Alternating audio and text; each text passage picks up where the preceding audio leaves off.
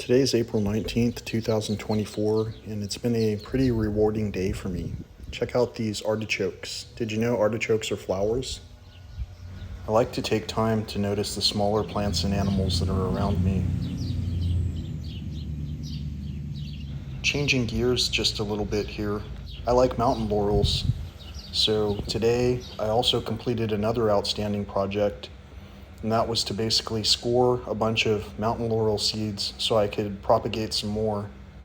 Always remember safety first, especially when working with rotary tools or any other tools that might cause any kind of splintering or fragmentation of anything. For this round of mountain laurel seeds, I scored or scarified the navel area of each of these seeds, which is extremely tough to do, by the way, without a rotary tool.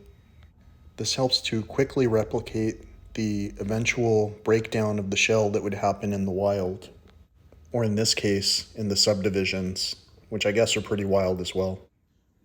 With the crack in the shell, so to speak, this allows the mountain laurel seeds to more readily accept water when they become waterlogged. So what we're doing is simulating kind of a spring rainfall, although I apply a special twist that you'll have to stay tuned for in order to witness. For now, the sounds that you're hearing in the background are just me doing an initial rinse off of the seeds so that they don't have any of the debris from the cutting that was occurring earlier.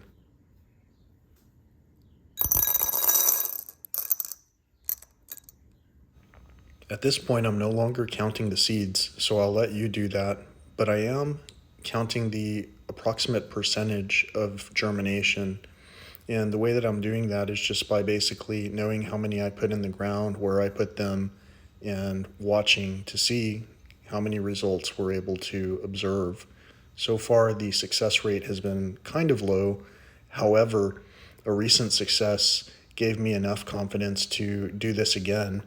And I'm using my secret ingredient that you see, and what I'm also going to do is add my own personal water, but right now I'm putting 3 drops of the secret ingredient. Doesn't matter if you put more than 3 drops.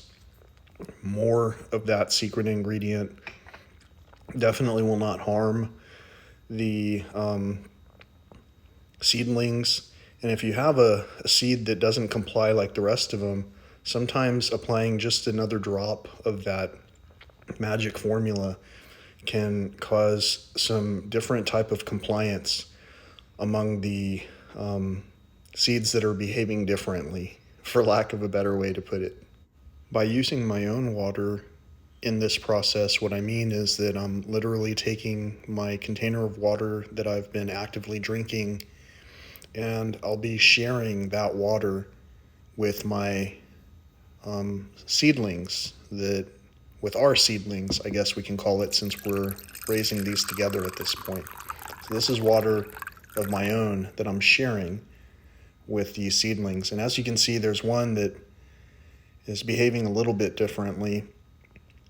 Sometimes the older the seeds get, the less they will have a tendency to sink right off the bat. But either way, for the first rounds of seeds that I have helped to germinate, the process of swelling from being submerged in water can take definitely hours of time. So right now in this case, you see this one seed that's just kind of floating around there.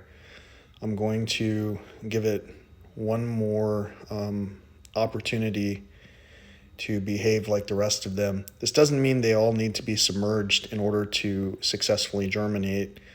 As a matter of fact, it's just an observation that sometimes the older the seeds are that I attempt to use, the more likely they are to float. So the density of fresher seeds seems to be such that in general they will simply sink when placed in water, or when the buoyancy and or surface tension of the water allows for that to occur. In this particular case, you saw, though, I used a secret ingredient, and that seed happened to have what appeared to be a halo over it for that moment in time. At this point in time, I wanted to give you just a little bit of a time lapse so you can see what these seeds do. You can potentially notice that they're swelling a little bit, and you'll have to tune back in perhaps tomorrow in order to see the actual difference from having these seeds soaked overnight. And for now, I'll leave you with some of the success stories from my previous mountain laurel propagation attempts here in Texas. Thank you so much for enjoying this journey with us, and until next time, peace, love, and all that old school stuff.